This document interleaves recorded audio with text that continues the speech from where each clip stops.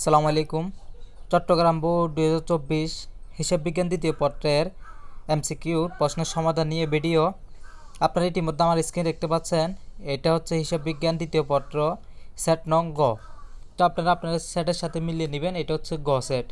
এখানে 1 নং প্রশ্নের উত্তর ঘ, 2 নং প্রশ্নের উত্তর গ, 3-এর খ, 4-এর ঘ, 5-এর খ, 6-এর খ, 7-এর ঘ, 8-এর গ, 9-এর ক, 10-এর ঘ, 11-র ক, 12-র গ, 13-র ক, 14 ক।